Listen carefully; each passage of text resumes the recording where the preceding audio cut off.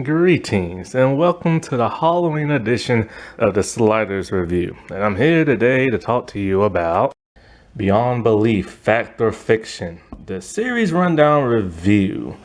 So this is a show I watched back in the day. My God, I love this show to death. It came out on Fox. It lasted for 4 seasons.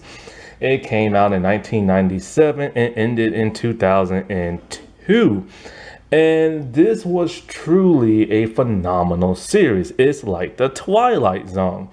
But the cool thing about it is that you get to play along in the show. You get to determine and guess if this story that they're telling is fact or fiction. There were like a total of 5 stories in each episode. And some of them dealt with like just the paranormal and stuff, ghost type stuff. And it really at that point in time made me think, could the paranormal world be real? But I don't think it is, because I've just never been that type of person to believe in that. I'm a man of science. I believe what I see. I just never believed in ghosts and goblins and ghouls and witches and stuff like that. But I kept asking myself, well, if they say it's a real story based on firsthand research, could it be real? What exactly you have to ask yourself, what exactly do these people see? Is it a story like a person said, they died, talked to Jesus when they was dead and came back alive and made like a book and a movie off that? Is it something like that? Or was it like just like were they like inebriated, or did they see visions? Or did it actually happen? Who knows? I mean, even though I don't believe in the paranormal, the world we live in is very bizarre if you think about it. What created life? What created the purpose that everything serves? Cells, organisms, everything is like a living computer. Our brains are living computers. Our cells are living computers. Our DNA are basically like, living computers and stuff. Like everything is like a living computer, especially when you get down to the microscopic. It's like there's a function and a purpose for everything on earth. Something or someone had to create that, depending on what your religion is or your beliefs or whatever, whether you believe in like the holy word, or do you believe in like, space particles, dust and everything from like outer space and everything, creating like the universe and stuff, the Big Bang, star explosions, like whatever, something created life and the existence of it. So there could very well be a paranormal and everything. There very well could be aliens. We just don't know. You know what I'm saying? But, for somebody who's watched a lot of horror and sci-fi, I just don't want to believe in that stuff. Because normally that stuff takes over the world. Or starts killing a bunch of people and stuff. So I don't want to think about that. If there are aliens, stay all behind in space. We don't need this to end up like the television show Earth Final Conflict and stuff, We don't need that. But this show was brilliant. This show is a huge fan favorite. People still talk about this show till today. In October, around Halloween, people still watch this show. You can find it everywhere on television. I remember back in the days it came on Fox, right? Then when Fox got rid of it, then it started to come on, I think, a network called Chiller and everything, but they have like a bunch of horror crap. I don't think that network's around no more. And then it was on the Fox reality channel. And then that got rid of it. And then it's on streaming. Now, when I first watched this, it was on Amazon. You had to have a subscription to it. But now it's on all these free apps, like everywhere, like Roku, Tubi, you name it. Anywhere you can search it, you can find it. I think it's called Filmrise, I think it is. It's on that app. But then Filmrise, I decided, hey, let's just put it on our YouTube channel. So every season is on YouTube and you can watch it. And it's awesome. And, this show had like 2 hosts. Now, originally, This show was originally called Strange Truth Fact or Fiction. I'm glad they changed it to Beyond Belief. It just has a better tone to it. Dick Clark is the one who produced this show. And, like I said before, this show had two different hosts. James Brolin, who is the brother of the dude who played Thanos, he was the first host of the first season only. Then Jonathan Frakes, who was Commander Riker in Star Trek Next Generation, he took over the series. When I first started watching this, I think, with season 3 on TV, because I didn't know this show existed. And I remember Jonathan Frakes, wearing his all black outfit and stuff like that. And then one time they showed a repeat episode, and I was like, who the heck is this man with gray hair? That's not Jonathan Frakes. It was James Brolin. And I didn't know at that time that he was the host of season 1. And then when Jonathan Frakes did come in, he wore this very brightly colored outfit. That was kind of weird. But by season 3 and 4, he wore that of an all black outfit, but 2 different ones for each season. I surmise that you can basically film an entire episode of hosting duties in one day. That's probably why they wore the same outfits and stuff. They just showed up, filmed the hosting gig, and then of course, they go out and about and they film the episodes, and that takes time and stuff like that. But that's probably why they wore the same outfits and stuff. It's a cheaper way of doing things. That's what they used to do in Power Rangers and stuff. Now the setting changed from season 1 onward. In season 1, it was just a black room with a bunch of lights everywhere and a chair for James to sit in. By season 2, they got a mansion. The mansion looks cool in the inside. It's old school and there's a lot of historical looking stuff in there. Now, the intro is amazing. The intro always captivates me. I love the intro to death. I love the narration. The narration is completely different. What is it? For the first 3 seasons, Don Faltini, he narrated the first 3 seasons, but in the last one, it was Campbell Lane. I could not tell the differences in the voices, to tell you the truth. Now, this is what's so crazy and interesting. There's a 5th season, a German season. Yes. And it's very recent. Jonathan Frakes has came back to host. And, he films it in LA, but the 5th season is filmed 10 episodes in Germany. I don't know if they speak German there. I don't know if they speak English, because some Germans can speak English, I don't know. I've never seen the 5th season. I can't find it nowhere. I can't find it on YouTube. I can't find it on searching on my TV. I don't want to have to do no soul searching, you know what I'm saying, to look for it. So I'm just going to leave it be until one day somebody put it on YouTube or something. I'm very fascinated and curious to see this and everything. Now, the cool thing, like I said before, you get to guess whether or not episodes were real or not. And they was written very well. That's why I like this show. It's like the Twilight Zone, but a watered down version of it. It's not too crazy, not too hokey. And so there are some episodes that it's weird. There's one episode where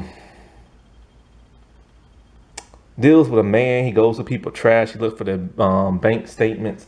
He takes their account numbers. Somehow he's able to figure out their passwords. And so he's able to steal people's money. And when he steals this one family's money from across the street, they see him rummaging through their garbage can.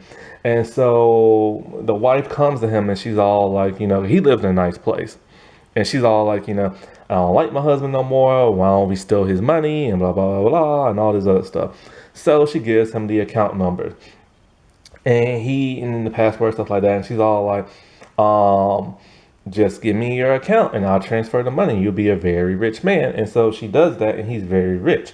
But then he falls asleep. He was drugged by her. And she stole all the money in his bank account because she had his transfer numbers and account numbers and stuff like that and rounding numbers. And so like he's upset and he's pissed, and she's like, you know, I think I will stay with my husband and everything. And that was a cool episode. So I assumed maybe that was real until I started to second guess myself, because the man ended up in like a insane asylum. Why? Because he has two puncture holes on his neck, indicating that the woman was a vampire, and we see him with vampire teeth. I knew that had to be fake, and of course it was. And stuff. When they made up fake stories for the show, they just took urban legends and wrote off that. There's another episode where a man believes he came up with, like, you know, the Titanic before the Titanic ever happened. There's an episode where these people went down into like a subway train, and all of a sudden all these weird flashing lights started happening. It started speeding up. That story turned out to be true. The people was probably drunk or high. That's my assumption for everything right here. Now there's a really cool episode about these hippies in the 60s, the summer of love. They were walking around because they had no car, and they asked the lady for a ride. But she asked them for like directions, and she drives off. They think that's pretty rude. They go to a convenience store, and the man's all like, so I thought I was gonna liberate some food, man. 5-finger discount styles. He tried to take some apples. The store clerk comes out with a shotgun, shoots at them, they run off. They steal a car. When the cops stop them and everything, they find a dead body in the car. They have no idea how it got in there. It's the same car the lady was driving. They spent 5 years in prison. Then when they got out, they got some money from like their parents, and they opened up like a health store. And then they had a car, and they gave a woman who was stranded on the road a ride. She had different colored hair. It's the same lady who they met 5 years ago. She pulled a gun on them. She took their car. When the cops found the lady, it turns out she's the one who killed that dead body and put it in the car back in the day. That story was real, and I truly believe that too. It's uncanny how, you know, they all met each other 5 years prior, and they spent 5 years in prison. And people treated them like crap because they was hippies, and people back then did not like hippies and stuff. And I say 60s, was it 60s or 70s? I don't know when hippie years were. Anyway. But that was an insane story. Then there's a story where like a woman is living out in the mountains, and she like, you know, writes stories, and she meets her neighbor. He's all like friendly, but he's a bit younger. And then like, you know, she sees a dead body down like the ravine area, but it turns out not to be a dead body. She imagined it. So then, like, you know, her computer started typing on his own, and it's all like, that guy killed me, run, run, run. It's the guy who's her neighbor. She ran, got in the car. He jumps on top of it. He tries to, like, get her, but she drives off. That was a fake story. Then there was one that was insane. There's one with this guy. He has a father. They all ride bikes and everything. And so he's in a different part of town. His father's in another part. And, like, he sees a man on a bike that's hurt, and he assumes it's his father, but of course he knows it can't be because his father's far away. So then he tries to get a flight out to where his father is, but he can't get there. So then I think like his brother's in a bar, and he sees a reflection of his brother talking about dad's hurt, get help, blah blah, stuff like that, like astral projection type things, right? They find the father, they save him. He calls his brothers, all like, man, thank God I saw you in that bar. He's all like, what are you talking about? I'm like snowed in to where I'm at and everything. I couldn't get like a flight or like a storm. That story was true. How that came to be, look, I don't know. Then there's one of a little boy. He's out in the woods, and he gets bit by a rattlesnake. And then all of a sudden, a man in a wheelchair who's also like handicapped in a way where he can't move his arms and stuff. Similar to Steve, what's his name? Steve Hopkins, I think. That's his name. I forgot that dude's name. That really smart guy. And so like, he tells him, you know, get the snake kit out like my bag and everything, and you have to use it yourself to suck out the venom in the snake kit. And then so the boy's life was saved. When he wakes up, the man in the wheelchair is gone, and the cops and paramedics are kind of like, oh, we've heard legends of a man who, like, you know, goes out into the woods and he saves people in a wheelchair. That story was true. Insane. There's one where there's like a horse, and the horse used to solve crimes. Basically, what it is that whenever there's a crime and cops can't solve it, they go to this farm, and the horse has a bunch of letters in front of it, and it knocks the letters over and forming words. And so they went there and they found, solved the crime the cops did. This story turned out to be true. And it's like, what the world? Now, here's a strange thing about this show. When this came out, and many years later, when I was in college, I'm like, is this true? Could it be? So I'm researching online. I can't find no evidence that none of this stuff is true. At first, I think I did, but not really. Now, of course, if it is true, they had to change people's names and the events around. This is the thing about this show. The true stuff was done by research by a man named Robert Trellins. And Robert Trellins, may he rest in peace, was a science fiction fantasy writer. Now, supposedly, he did research by asking people questions, because all these stories take place in different time eras. Sometimes the 1920s, 60s, 90s, 80s, stuff like that. And supposedly, he asked a bunch of people questions. He talked to townspeople. He talked to news reporters. He researched books. And so he took that research and then he shifted it around to loosely base it off it. So the stuff that is true isn't necessarily 100% true. It's like a loose adaptation of it from a fictional writer. Because like I said before, nobody's been able to verify if any of this stuff is real and stuff, except for the Hindenburg crash and stuff. That's the only one that turned out to be they were able to find research and stuff like that. Now, in terms of hosting, look, Jonathan Frakes is my favorite. I'm a huge Star Trek fan. I'm a huge fan of this man, for him voicing Xanatos, Commander Riker, you name it. He had this type of swagger to him. He had this presence when he always started the show off with a pun. These puns are now synonymous in being memes and everything. People are constantly making fun of this show, even though people still love it because of the memes and the puns and stuff. He would start off every episode with a picture or a puzzle or something, and he'll have you look at it, and it's like an illusion trick, like a magician's trick. It was so cool. He'll have you look at a picture of fire. It's completely still. And then he'll have you look at this thing that goes around in circles. And then once you're mesmerized by that, you look at the picture, and now everything is moving in the picture because of the illusion of the thing spinning around in circles. He had this picture of himself that looks kind of weird, like he's smiling upside down, but when you flip it, it's completely hideous and completely different. There are words and numbers hidden in certain pictures and stuff, pictures hidden within pictures. It was a really cool way to start off the show. When he'll tell you a story and everything, he'll ask you, is this story true or is it false? He had a very stern look on his face. You couldn't tell. He had a great poker face and everything. And then he'll ask you, is it true? Is it false? He'll pause for a long time. And then if it's true, he'll have a serious look on his face. If it was false, he'll have a smile on his face. And I remember one story was about these women, old women, and so their house got robbed. They were playing bingo, and then the house got robbed. They got put down in the basement. They started chanting witches in the coven and everything. And next thing you know, a bunch of crazy stuff started happening, and the bad guy was subdued. There was another story where a man who was getting picked on by these guys and stuff. He talked to this one homeless lady, and she gives him a superhero costume.